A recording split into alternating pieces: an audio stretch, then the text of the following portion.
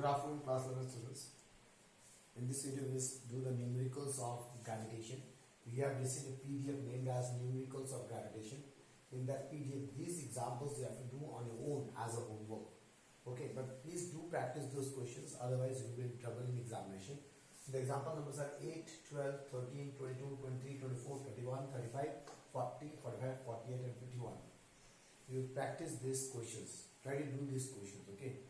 Only after watching all the videos of numericals, when they're over, then you do these questions as a homework. Okay, don't directly start. Okay, first you watch the whole video, see how I'm thinking. So we'll do here example number 9. Check out the example number 9. 3 equal masses L kg are fixed at the vertices of equilateral triangle ABC. This is equilateral triangle ABC. The figure is given in the question only. Okay, figure 8.25a is written in the question. The figure is given. The ABC are equilateral triangle, that means all the sides are equal and 3 masses are fixed mm.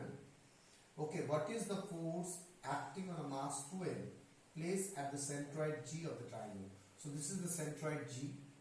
Okay, this is the centroid G. यहाँ पे एक mass रखा है 2m. What is the force on this mass 2m? Okay, that we need to calculate.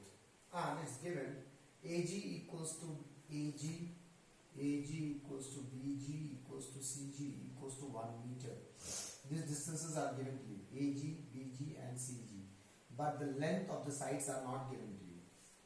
Okay, so now let's calculate the first part. Forces कब लगेगा? तो एक मास में फोर्स कब लगता है? दूसरी किसी मास के कारण, according to gravitation concept, one mass will experience a force due to some other mass. I told you that the gravitation is a two-body interaction. That means force on one mass is not affected by the presence. Force between two masses is not affected by the presence of third mass. अब इसमें कितना force लगेगा? How you will understand? Okay, कैसे पता चलेगा इसमें कितना force लग रहा है? तो इसमें उतना ही फोर्स लगेगा जितने मास इसके आसपास है. इसके आसपास एक यहाँ पे है मास, एक यहाँ पे एक मास, एक यहाँ पे एक मास. तो इसमें कितने फोर्स लेंगे? इसमें 3 फोर्स लेंगे, because in the vicinity of this 2m there are 3 masses. Each mass will attract this 2m towards each other, towards itself. Okay, so one force will be act on this 2m due to A, one force due to B and one force due to C. Okay, so I'm taking it as FA, force on G due to A. That means G में जो force लग रहा है due to A, इसका value कितना होगा? Capital G, mass into mass by distance square. What is the distance? AG is the distance. What is the distance square? 1 square. Is it inside it? Clear? तो कितना आ रहा है? 2gm square. This is your FA. Similarly, what is the direction of FA? Because the vector concept, तो ये attract होगा, इस तरफ जाएगा FA. So this is your FA. Now similarly, what is FB?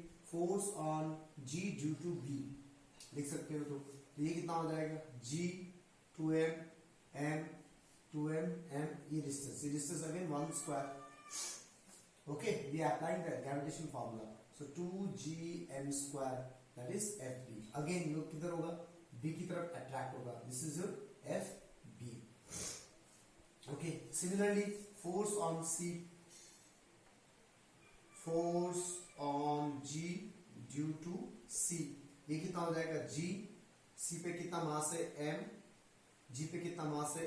2m by distance square. What is the distance? CG. इन दोनों मास के बीच का distance कितना है? 1. So 1 square. Again I'm getting 2gm square. That is your FC. ये भी कहाँ होगा? Attract होगा. So these are the 3 forces acting on mass 2m. Now we need to find net force acting on this mass. So how to find net of these 3 forces? That is vector concept. You have to learn the vector chapter first. If you remember the vector chapter, then only you can do this question. So how to do? तो कैसे करेंगे? तो एक force इधर लग रहा है FA, एक फोर्स इधर लग रहा है FC, okay, and एक फोर्स इधर लग रहा है FB. So there are 3 forces. इन तीनों forces का net कैसे निकालूंगा? So these forces are acting in different directions. So इनका net निकालने के लिए मुझे इसको resolve करना पड़ेगा. Okay, how to find net resultant of 3 vectors कराया था ना, more than 2 vectors, how to find vectors में एक टॉपिक कराया था मैंने, numerical concept, how to find resultant of more than 2 vectors which are in different directions. So we need to resolve it. So for resolution we need axes. तो मैंने ये एक axes बना दिया और ये एक एक्सेस बना दिया. Now which forces to resolve? The forces which are not on the access.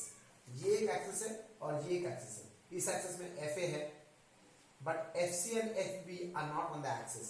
So we need to resolve these two forces. For resolution of these two forces, we need these angles. अब check करते हैं वो angle कैसा होगा. तो यहाँ पे वही ये वाला लाइन होगा. That axis will be this line. So how much is this angle that we need to calculate? Clear? I hope you understand. ये एंगल कैसे निकालेंगे? तो देखो, this is a median because median intersection is called centroid. इतना तो तुम्हें पता है क्लास 10 के कॉन्सेप्ट से. And this is an equilateral triangle. Listen very carefully. Huh? This is a centroid. That means these are medians. Median's intersection is called centroid. Now, since it is an equilateral triangle, median is also an altitude. ठीक है? Median एक altitude भी होता है. Clear? I hope you understand class. Median एक altitude भी होता है. Now, so as well as median एक angle bisector भी होता है.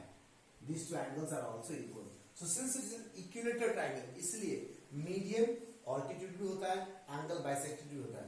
अगर ये triangle equilateral triangle नहीं होता ना, okay, then there is a problem because median is not an altitude, perpendicularly होगा. This won't be an angle bisector also. So since these three are medians, that means these are angle bisector, equal angle होगा यहाँ पे. So, and it is an equilateral triangle. The total angle is 60. That means this is 30. If this is 30, this is also 30. Alternate interior angles, parallel lines. Okay? That means this angle is 30. Same goes for this. अगर ये 30 है, तो ये भी 30 होगा. You clear? So we got these angles. Why need these angles? Because we need to resolve them. तो अब इसका resolution कैसे निकलेगा? FC इस तरफ है. इसका resolution इस तरफ कितना होगा? FC cos 30. और इसका इस तरह FC cos 30. FC cos 30 से परपेंडिकुलर जो होगा वो होगा FC sin 30. क्लियर? सिमिलरली यहाँ पे FB है. FB का इस तरफ FB cos 30 और FB cos 30 से परपेंडिकुलर जो होगा वो होगा इधर FB sin 30. तो अब मैंने रिजॉल्व कर लिया. Okay, now we will see x axis and y axis. Okay, clear? Now force along x axis क्या हो जाएगा? FC cos 30 minus FB cos 30. इस तरह वाला फोर्स माइनस इस तरह वाला force. Force along y axis क्या होगा? FA minus FC sin 30 minus plus FB sin 30. These are in same directions. ये दोनों सेम डायरेक्शंस में हैं, तो इनको ऐड करके इससे माइनस करो. This minus this. Okay, FA minus these two forces. Okay, now check out FA, FB and FC. All three are equal to us. They all three are equal. So since they are equal, इसका value कितना हो जाएगा? 0 because FC, FB equal. Okay, तो इसका में क्या हो जाएगा? FA. समझ में आ रहा है मैं क्या बोल रहा हूँ? तो मैं क्या करता हूँ? FC equals to FA equals to FB equals to F ले लेते हैं. चलो, तो अगर ये F हो गया तो ये हो जाएगा F cos 30 minus F cos 30. So this will be 0. मतलब फोर्स लगेगा x axis is 0. और ये हो जाएगा F minus F sin 30 F sin 30. That is 2F sin 30. Okay, तो F minus 2F sin 30 is half. What is F minus F? 0. Okay, so along x axis is Fx, along y axis is Fy. Then what is the net force? Net. We were having initially 3 forces. Now I have resolved these forces. I have converted 2 forces. Now how to find net force? Net force. This is net force on G. So how to find resultant of 2 forces which are making some angle 90 degree? Under root Fx square plus Fy square plus 2 Fx Fy cos 90. Under root A square plus B square plus 2AB cos theta. 90 triangle law. Parallel law. Since all values are 0, that means net force on G is 0. Clear class? First question हो गया. Now let's go for the second question. So now see why I am choose this question, because it contains lots of concepts. पहला, मुझे 2m में force निकालना है, तो मास में force कब लगेगा? दूसरा कोई मास होने के कारण लगेगा। तो 2m के आसपास कौन कौन से मासेस है? तो उसके आसपास 3 मास है। तो that means that 2m will experience 3 forces, 3 attractive forces. एक due to A, एक due to B, एक due to C. Now, after these 3 directions we understand, we have calculated these forces and we are lucky enough that all the 3 forces are equal. Okay. Now, after these 3 forces, I understand that there are 3 forces acting in different directions. To find the net force, we cannot add them because they are in different directions. So, when we get vectors in different directions, we try to resolve them and convert into 2 vectors. Okay. So, resolution किया और 2 vector में convert किया. Though it's coming 0, but if it was not 0, something else, then I would have used this formula to get the answer. Okay. Now, what's the question number 2? What is the force if the mass at the vertex A is doubled? A के मास का value double हो जाए, okay, तो इन सब में कहां change आएगा? Force on A will be how much? It will be G M G 2M M by 1 square. Force on B will remain same, 2G M square.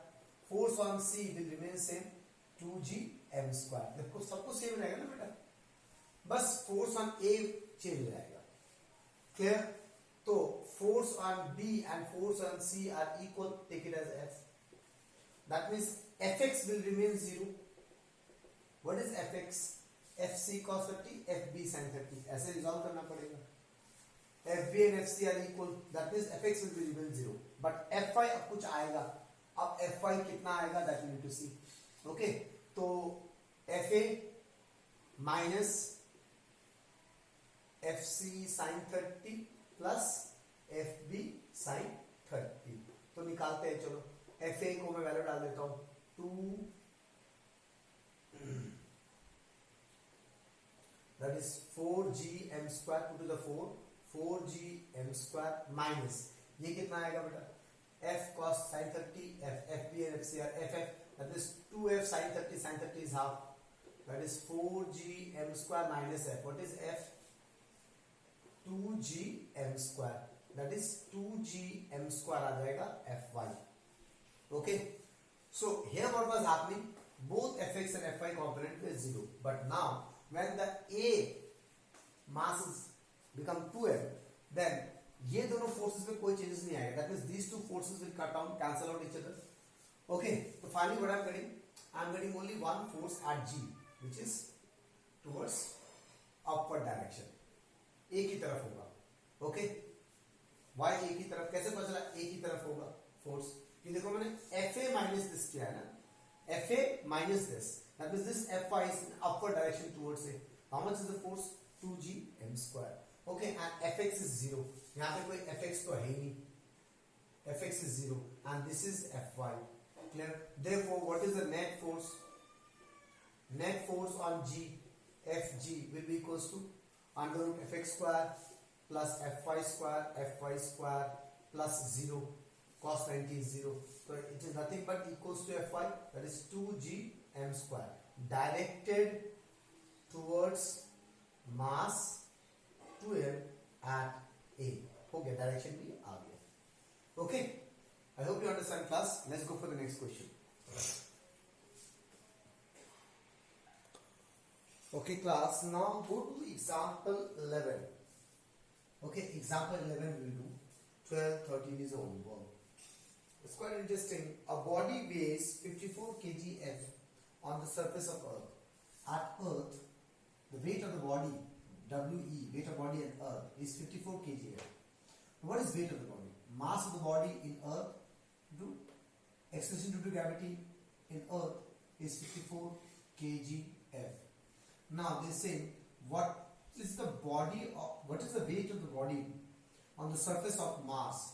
So at mass, the weight of the mass is Wn, mass of the body into acceleration due to gravity at mass.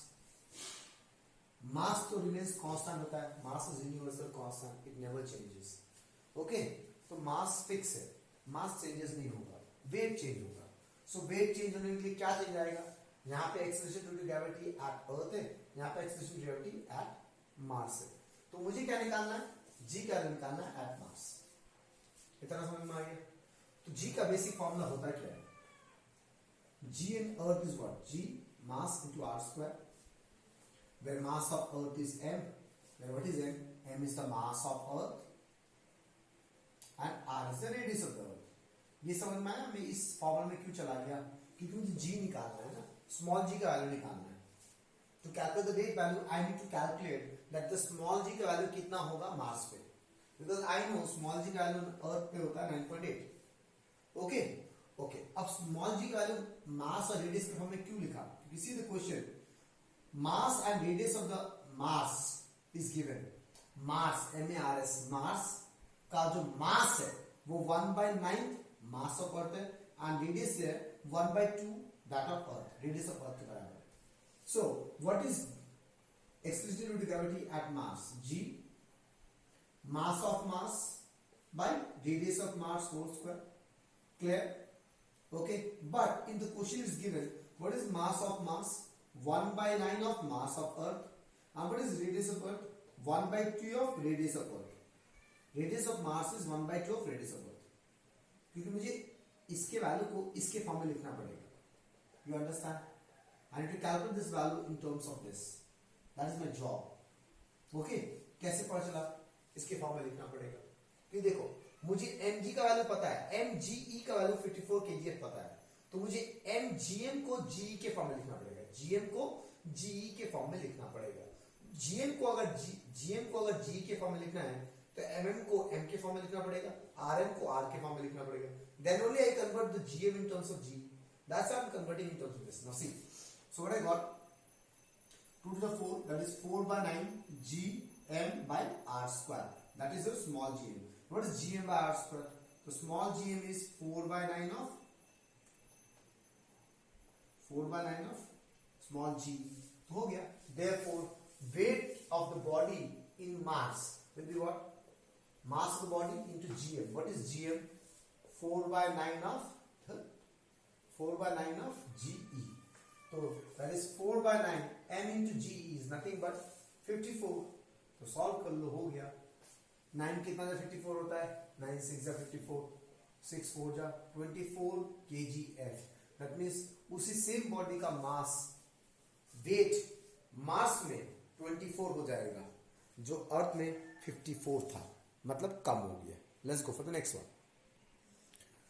Okay class, the next question example number 14, 13 and 12 is homework. 14 तुम्हें बहुत interesting question, because this question is actually not directly related with acceleration due to gravity, okay, but it is indirectly related to small g, and that how we have to relate, that you need to understand। see a man can jump 2 meter high on the surface of the earth, for example this is the surface of the earth, वो jump कर सकता है 2 metre तक, ठीक है। अब बोला है up to what height he can jump on the planet, एक दूसरा एक planet है, उसमें वो कितना हाइट जंप कर सकता है, whose density is 1/4, डेंसिटी बोल दिया, अगर डेंसिटी ऑफ अर्थ अगर रो है तो density of this planet is 1/4, that is 1/4 of earth, 1/4 that of earth, and radius is 1/3 of the earth. if the radius of earth is r, then this is the radius of the planet is 1/3 of radius। तब ये बंदा कितना height तक jump करेगा, कम height jump करेगा, इससे कम jump करेगा, इससे ज्यादा जंप करेगा, पता करना है। जंप के साथ ये सब का क्या रिलेशन है, that you need to understand. बस यही है मेन फंडा। Okay, so try to understand nicely, jump के साथ इन सब का क्या रिलेशन है। तो हम इनफाइनाइट जंप क्यों नहीं कर पाते अर्थ में, पहले ये सोचो, बिकॉज ग्रेविटी मुझे खींचता है नीचे की तरफ, राइट। तो हम जब जंप करते हैं वी वर्क अगेंस्ट ग्रेविटी, इसीलिए तो जब हम जंप करके किसी हाइट में चले जाते हैं वहां पे मेरे अंदर, बॉडी के अंदर पोटेंशियल एनर्जी आ जाता है।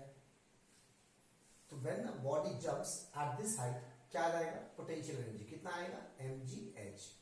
ये क्लियर हो गया, इतना पोटेंशियल एनर्जी बॉडी में आ जाता है। ओके, ये पोटेंशियल एनर्जी आया कैसे, क्योंकि उसने जंप किया। ओके, क्यों, किसके अगेंस्ट जंप किया, ग्रेविटी के अगेंस्ट। तो मुझे ग्रेविटी के अगेंस्ट मुझे वर्क डन करना है, तो मैंने कुछ एनर्जी दिया ना यहाँ पे, काइनेटिक एनर्जी दिया ना, that is equals to half M V square. तो कुछ काइनेटिक एनर्जी से मैंने अपने आप को दिया, अपने आप को मैंने कुछ काइनेटिक एनर्जी दिया और मैं जंप किया और मेरा पूरा काइनेटिक एनर्जी पोटेंशियल एनर्जी में कन्वर्ट हो गया एट दिस हाइट, बिकॉज उसके बाद वो वापस नीचे आ जाएगा। This is the energy conservation और conversation, or we can say conversation is going on, how the energy is converted. Okay, at the surface of the earth they are giving some kinetic energy to ourselves to move against the gravity, and that is slowly converting into potential energy. When all the kinetic energy converted into potential energy, body will go back down, it will come back. So this is happening. Okay, अब ये जो मैंने energy दिया अपने आप को, क्या वो मैटर करता है मैं किस प्लैनेट पे बैठ के दे रहा हूँ? वो तो मेरे अंदर जो एनर्जी है उस पर डिपेंड करता है ना। मेरा अपना मास, मैंने अपने आप को कितनी वेलोसिटी से प्रोजेक्ट किया। Do you understand what I am saying? That means ये दोनों एनर्जी का वैल्यू सेम होगा, half M V square. You understand this? Clear? ध्यान से मेरी बात को समझो क्लास। हाँ, ये दोनों एनर्जी का वैल्यू तो सेम होगा ना, क्योंकि that energy I have given to myself whether I will sit on earth or I am standing on the different planet. The energy which we have, which I have inside, is same. Okay, but that energy is converting into potential energy. Why? Because we are working against gravity. That is small g. क्या है? gravity, that is pull, her planet का same होता है? नहीं, pull जो होता है वो डिपेंड करता है mass of the planet, वो डिपेंड करता है radius of the planet पे, इसलिए सब दिया हुआ है। मतलब ये जो कन्वर्ट हो गया, कुछ हाइट गया, for example h dash height गया, तो यहां पे जो पोटेंशियल जो वो क्या होगा? m g of planet h of planet, ठीक है? Height in height by which in planet it raise. Okay, तो वो हो जाएगा m g p h p। Do you understand what I am trying to say? तो ये जो kinetic energy था वो दोनों में सेम था, दोनों प्लैनेट में सेम था, और उसी काइनेटिक एनर्जी से उसने कुछ हाइट कवर किया, और यही काइनेटिक एनर्जी पूरा पोटेंशियल एनर्जी में कन्वर्ट हो गया। दैट मींस क्या है, इसे दोनों पोटेंशियल एनर्जी का वैल्यू भी सेम होगा, इसलिए मैंने u एंड u लिखा है। देखो ये समझो आप, दोनों में पोटेंशियल एनर्जी सेम क्यों होगा? क्योंकि वो जो पोटेंशियल एनर्जी बॉडी में आया था, potential energy the body persist is nothing but conversion of kinetic energy. Whatever the kinetic energy I have given on the surface of the planet, that kinetic energy is converted into potential energy at the top. Okay, in both Earth and planet, some other planet, both kinetic energy in the body was same. That means can I say the potential in the body will be also same, but height and g will be different. Why height will be different? Because the gravity pull is different. Clear? ये समझ में आ गया? So वो सारा चीज समझने के बाद we can write like this: mgh will be equals to gp and hp. इतना समझ में आ गया? gp and hp. I hope you understand this much class. Okay, so mass कर लिया. Finally we got g into h equals to gp into hp, and height on earth is also given to you 2 meter. Height, the body cover. These things you will write in your own language. Okay, now story आ गया। अब मुझे क्या निकालना है? मुझे निकालना है hp, that is 2g by gp. g on earth, gp in planet. अब मैं इस g को किस फॉर्म में लिखूं? तो क्वेश्चन में दोनों में क्या दिया हुआ? डेंसिटी के फॉर्म में दिया है, रेडियस के फॉर्म में दिया है। तो what is g? What is g? g m by r square, where m is the mass of the earth, r is the radius of the earth. But मुझे मास के फॉर्म में तो नहीं चाहिए, मुझे तो डेंसिटी के फॉर्म में चाहिए, क्योंकि डेंसिटी, सो कहना से mass equals to volume 4/3 r cube into density, ऐसा तो लिख सकता हूं मैं। तो finally what I got 4/3 pi g r rho, this is small g value. Similarly gp क्या हो जाएगा? 4/3 पाई g r कितना है भैया? 1/3 of radius of earth, radius of planet 1/3. And what is density of planet? 1/4 density of earth. So finally what I got? gp is equals to 1/12 4/3 pi g r rho. So I got gp equals to 1/12 of g. देखो ये क्या है? g है। तो what is g by gp? 1/12. g by gp is how much? G by gp is 12. मैं डाल दूं. Therefore, what is height by which the body can raise in the planet is 2 into g by gp 12. That is 24 metre तक जब मार पाएगा. देखो तो यहाँ पे वो सिर्फ 2 मीटर तक जब मारा था, लेकिन दूसरा प्लैनेट पे वो 24 मीटर तक जब मारेगा. It's quite interesting class. हाँ, so you have to understand these things कि ये जंप के साथ जी का क्या रिलेशन है. तो उसके लिए जो भी मैंने शुरू में पढ़ाया उसको वापस सुनो, अच्छे से समझो. हाँ, दोनों का पोटेंशियल जी सेम कैसे होगा. Okay okay, let's go for the next one.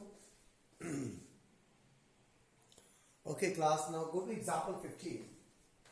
Example 15 is a question which is a combination of gravitation chapter and error analysis which I have taught you.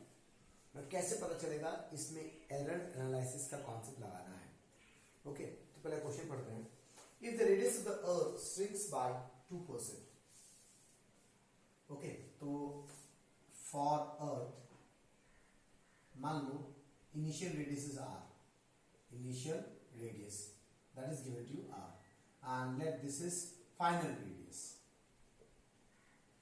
It shrinks मतलब final radius कम हो गया, घट गया. तो कहने से r minus rf is the change in radius by initial radius into 100 is 2%. This 2 is given to you. So this is shrinks percent. Percentage में दिया है ना. So r minus rf initial radius minus final radius. Final radius छोटा है तो initial बड़ा है. By percentage तो ऐसे बोलते हैं ना, g minus g dash by g, that is the percentage of decrease. तो this is decrease percentage. Clear, understand. इसी को हम ऐसा लिख सकते हैं, del are by are into 100 is equals to -2 y minus, because it is decrease. यहाँ पे मैंने r माइनस आर एफ लिखा है तो ये अपने आप पॉजिटिव आएगा. नॉर्मली हर टाइम में फाइनल माइनस इनिशियल लिखता हूँ. सो इसी को मैं ऐसा लिख सकता हूँ, del are by are into 100. In error analysis मैंने पढ़ाया हुआ है, percentage decrease in any quantity is del are by are into 100. वैसा वो क्लास पढ़ाया है कि नहीं पढ़ाया, बोलिए पढ़ाया है. ओके, और मैंने ये ना पढ़ा कि मैंने ऐसे पढ़ाया है, del are by are into 100. ऐसा अब तो याद आ रहा है ना, ऐसा करके नहीं पढ़ाया था. x equals to a to power a, b to power b, c to power c. And what is del x by x? Some constant. Constant क्या है? a del a by a plus b del b by b plus c del c by c. होता है ना ऐसा? This is what? Relative error. into 100 करेंगे तो percentage error. So percentage error means what? कितना कम ज़्यादा हुआ divided by initial value. So decrease percent बोला हुआ है. It shrinks by 2%. That means decrease in radius by initial radius into 100 is -2. Now they're saying, what would the value of acceleration due to gravity? Then how would the value of acceleration due to gravity change? तो acceleration due to gravity क्या change आएगा, मतलब del g by g into 100 का क्या changes आएंगे, ये निकालना है. If the radius shrinks by -2, shrinks मतलब कम 2%, then how the g will change? So it's a question of error analysis. तो अब g और r के बीच में रिलेशन निकालो. तो what is g and r का relation? g equals to gm by r square. ये तो मुझे पता है. Yes, okay. अब मुझे देखना पड़ेगा इस एक्सप्रेशन में, जैसे मैं एरर एनालिसिस में ये एक्सप्रेशन दिया रहता था पहले से, क्वांटिटीज के बीच का एक्सप्रेशन दिया रहता था. यहाँ पे क्वांटिटीज के बीच का एक्सप्रेशन तुम्हें खुद से सोचना है. तो कैसे सोचना है? तो किसका चेंज दिया हुआ है, किसका चेंज निकालना है, उन दोनों के बीच का रिलेशन सर्च करो. Now in this relation we have three quantities, capital G, M and R. और क्वेश्चन बोला है mass remaining the same. If the radius of the earth shrinks by 2%, mass remaining the same, then how would the value of acceleration due to gravity change? So capital G is universal constant, we all know. Mass भी constant है. ये जो change हुआ mass में कोई changes नहीं आया. तो कह रहे हैं G and M constant है. तो जब एक constant रहता है वो constant गायब हो जाता है. So what will happen? Del G by G will be equals to 2 del r by r directly. Constant है, g और m constant है, those things will vanish out like this. K will vanish out. Constant will come out a del a by a. So since here gm is a constant, so बाहर तो क्या आ गया? So del g by g into 100 will be equals to 2 into del r by r into 100. That is what 2 into -2. That is -4. That means what does that mean? That means acceleration due to gravity decreases by 4%. Then you write like this. Acceleration due to gravity decreases by 4% because minus I answer. You understand this, class? Okay, so you have to write like this. It is decreasing by 4%. Okay, class? Wait for some time. I think there's some error. Class, this question ko na, we will apply this concept here. Okay, but we will not use the concept of minus plus. If we have to use the concept of minus plus, then how I have to do, I will tell you after some time, which actually is not in the syllabus. Okay, इसको minus plus बोल रहा हूँ. बस मुझे पता है it is decreasing by 2%. So let the percentage decrease in radius is 2. Don't take minus plus, okay? Because it will take problem if you use the error analysis concept. So minus मतलब fold. Up. How will you understand it is increasing or decreasing? So see, G is what? Gm by R square. So G is proportional to inverse to R. तो अगर R घटेगा तो G बढ़ेगा. So यहाँ पे R घटा है, shrinks हुआ है. Therefore, percentage increase in G is 4%. बस ऐसा लिख के छोड़ दो. Okay. Now, अगर तुम्हें माइनस प्लस लेके काम करना है, then that is out of syllabus. In questions को एक्चुअल फिजिक्स में करने का तरीका अलग होता है बेटा. ओके, तो एक्चुअल फिजिक्स में बताता हूं क्या होता है. This is GM by R square. इनके लिए तुम्हें थोड़ा मैथमेटिक्स का कॉन्सेप्ट भी यूज करना पड़ेगा. So what you will do, whenever in a particular equation one change is given to you, another change you need to find. So what's your first job? Your first job is to take log both the sides. log of gm by r square. ये हो जाएगा log of a by b. So log of a into b, log a plus log b, okay, minus log r square. तो ये minus तभी आएगा ना जब ये log लेके करेंगे. अब क्या हो जाएगा? log g plus log m minus 2 log r. That is your log g. अब तुम्हें क्या करना है? तुम्हें differentiate with respect two variable करना है. ओके, वेरिएबल जी भी है, आर भी है, तो तुम किसी भी फॉर्म में डिफरेंशिएट कर दो, आंसर आ जाएगा. So differentiate with respect to g. dt g of log g equals to, ये तो कांस्टेंट है, g capital G is constant, difference is constant is 0. Again mass is of difference constant is 0 minus t dt g of log r. Okay, तो you can differentiate with respect to r also. dt of r of log g, that also is okay. So ddx of log x, x 1 by x equals to 2 ddg of log r. यहाँ पे g है, यहाँ पे r है, यहाँ पे chain rule लगाना पड़ेगा because we have to consider this as g. ddg of log g, इसको g मानो तो 1 by r इनटू किसको g माना है, किसको x माना है, ऐसे करते थे ना हम. ddx ऑफ log y, यहाँ पे y है लेकिन इधर x है, तो ये वैल्यू 0 होना चाहिए क्योंकि ये कांस्टेंट है. लेकिन ये कांस्टेंट होगा तब ना, लेकिन अगर ये भी वेरिएबल हुआ तो इसको मुझे x मानना. जैसे हम करते थे ना ddx of log x square, difference सिखाया मैंने. इधर x है तो इधर x स्क्वायर है, तो x की जगह x स्क्वायर है तो इसको मैं x मानता था, तो 1 by x square into ddx of x square करता था, राइट. वैसे ही कुछ अगर ये कांस्टेंट होता तो उसका डिफरेंस 0 होता था. But this is not a constant, this is a variable. Here r is a variable because r is changing. So in the place of r according to the formula ddg of log g होना चाहिए, ddx of log x होना चाहिए. तो उसको मैं x मानूंगा, तो 1 by x 1 by y into differentiation of जिसको x माना. यहां भी ddg ऑफ log r है तो r को मैं g मानूंगा, तो 1 by r g माना 1 by g 1 by r into ddg of r. Okay, अब dg को उधर लेके चले जाओ, ये माइनस इधर आएगा, तो ये क्या हो जाएगा? dg by g equals to minus 2 dr by r. अब इनटू 100 करो, so dg by g into 100 minus 2 into dr by r into 100, जो बुक में किया हुआ है. बुक में भी ऐसे एग्जैक्टली शॉर्टकट मान के किया गया है. Okay, but in detail this things you do in mathematics of class 12. So if you want to do this thing exact way, then do it this way. Or if you want to use the error analysis, then don't use minus plus, use the concept of expression, whether it is increasing or decreasing. Okay, अब इस into 100 यहाँ पे क्या हो जाएगा? dr by r into 100 कितना है? अब तुम you can take it as minus 2, decrease हो रहा है. So minus 2 into minus 2 will be equals to 4. So 4 plus आया, that means it is increasing. So either you do it in this way or you do it in this way, no problem. Okay, but I will say entrance question को you do it in this way because this is the base. Her question को actual में ऐसा करना पड़ता है, but यहाँ पे मैंने मैनिपुलेट किया just to make the things easy. Okay, otherwise ये बताऊंगा तो पागल हो जाओगे class. Let's go for the next question and this video gonna be little bit lengthy. Okay, now example 17. Okay, now variation of g with height.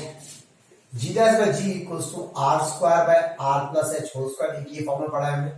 g dash by g equals to 1 minus 2h by r. ये formula पढ़ा है. मैंने इसके लिए theory में बताया था कब ये फॉर्मूला यूज करना है और कब ये फॉर्मूला यूज करना है. जब g का वैल्यू काफी चेंज हो जाए, मतलब हाइट बहुत ऊपर चले जाए, तब हम कैन यूज दिस फॉर्मूला. और जब g का वैल्यू ज्यादा चेंज ना हो, मतलब हाइट थोड़ा हो ज्यादा ना हो, then I will use this formula. And the question which are given as a homework is 22, 23, 24. These are the variation of g with depth. g minus depth is 1 minus d by r. इसमें कोई tension नहीं है, हर question में एक ही formula लगाना है. So these are the questions you will do as a homework. But here these questions I will explain like where we will understand to apply this formula or to apply this formula. Okay, so let's check out the example 17. At what height from the surface of the earth will the value of g becomes 40% from the value at the surface of earth? Let g is the acceleration due to gravity at surface of earth. Okay, surface of earth में g के value g. Okay, and let us say g dash is the acceleration due to gravity at height h. Height h में, and it's given that g dash is becomes 40% of g. देखो काफी है ना, almost 60% गायब, 40% बन गया. Is it a small change in g और big change in जी? अगर अभी भी समझ में नहीं आता है तो एक काम करो, इसको चेक कर लो. 40 by 100 कितना होगा? 0 कट जाएगा. ओके, तो 4 by 10 4 2 to the 4 to 5 to 10, that is 2 by 5 of g. तो ये मैं सिर्फ कैलकुलेशन कर रहा हूं, लेकिन अब तुम इसको पूरा कैलकुलेट करके देख सकते हो. यहाँ पे g की जगह 9.8 डाल, because g at the surface of the earth is 9.8, that I know, right. 9.8 डाल के देखो, कैलकुलेट करके देखो कितना आएगा. तो g 9.8 था, कैलकुलेट करके देखना वो 2 पॉइंट समथिंग हो जाएगा, 4 पॉइंट समथिंग हो जाएगा. ओके, तो इसका मतलब क्या हो रहा है? g का वैल्यू काफी चेंज आ रहा है, 40% बन गया. At what height from the surface of the earth will the value g becomes 40% from the value of the surface of the earth? Surface of the earth में जो भी वैल्यू था उसका 40% हो गया, मतलब मोर देन 50% घट गया. You understand this class? So यहाँ पे काफी ज्यादा g चेंजेस हुआ. तो काफी ज्यादा जब g चेंज होता है तो कौन सा फॉर्मूला लगाते हैं? सो g dash by g equals to 2 by 5. जब काफी ज्यादा चेंज होता है तो we use this formula r square by r plus h whole square equals to 2 by 5. So that you need to understand कि कौन सा फॉर्मूला लगाना है, कौन सा फॉर्मूला नहीं लगाना है. ओके, अब क्या करो? r square by r plus h whole square है, ऐसा है. that is g dash by g. So value substitute करो, कैलकुलेट करो, ऐसा h निकालो, और कुछ कोई चारा नहीं, this way you do. Okay, और हम क्या कर सकते हैं? हम इसको सॉल्व ना करके इसको ऐसे छोड़ देते हैं 40 by 100. ओके, सॉल्व नहीं करते हैं, चलो 40 by 100 कोई फायदा होगा? 40 by 100 कोई फायदा होगा? दोनों तरफ स्क्वायर है, इसको रूट बना दो, कुछ फायदा होगा? ये निकल जाएगा 10. So r by r plus h will be equals to root 40 by 10. 10 to 10 100. 10. थोड़ा सा तो फायदा हुआ ना बेटा. ओके, रूट 40 को कैलकुलेट करो, सॉल्व करो, इंटू करो, वहां से h निकालो. r is given to you, so that h you will get how much? तुम ऐसे फॉर्म में डाल देना, ठीक है. Root 5 minus root 2 by root 2 into r. Then you substitute the r value. ऐसे छोड़ के इसे छोड़ दो, keep it in this way. Okay, don't try to solve root 5, root 2. Don't do those laborious job. Now, let's go to 18 number. Now, again, example 18 I will not do total. I will just discuss about at what height from the surface of the earth will the value of g be reduced by 36%. So, g dash में by लिखा है, यहाँ पे बोला था becomes 40%. That means g dash becomes 40% of g. But यहां पर बोला है रिड्यूस बाय 36%, मतलब 36% घट गया. तो what is G dash? g minus 36% of g. This I need to teach you. That's all. So what is g minus 36% of g? That is 54% of g. I think 54 आएगा. 100 minus 36 solve करके देख लो कितना आता है. Okay कितना आएगा 100 minus 36 64 sorry 64% of जी। तो अब देखो फिर से 64% बन गया, काफी घट गया। तो again here you will use which formula, g dash by g equals to 64 by 100। Again we have to use r square by r plus h whole square वाला फॉर्मूला यूज करेंगे। क्यों? क्योंकि 36% 64% 36% घट गया, it's not a normal job. Okay 36% घटना मजाक नहीं है, मतलब बहुत ऊपर चला गया body, that means height is not negligible, so we can not use this formula because this formula is valid only for when h is very very small, right? Okay, now comes to example number 19। अब देखते हैं example 19। देखो, find the percentage decrease in the weight of the body। what is the percentage decrease in weight of the body when taken to a height of 16 kilometer on the surface of earth? The h is only 16 kilometer, only 16 kilometer। radius of the earth is 6400 kilometer। with respect to this radius of the earth, height of is 16, that means it's very small, that means I have to use this g dash by g equals to 1 minus 2h by r। okay, so what is the percentage decrease in weight? Weight in surface of the earth minus weight at the height mg dash by original weight into 100, these are in theory। तो यहाँ से g minus g dash by g आएगा, तो यहाँ से निकालो g minus g dash by g कितना होता है, माइनस वन का लेके चला जाना, ये लेके चला जाना, 2h by r into 100 आएगा। so these things are your homework class। okay, I hope you understand what I'm trying to say you। okay, now that's all for this video। let's go to the next video and we will discuss few more sums of different type।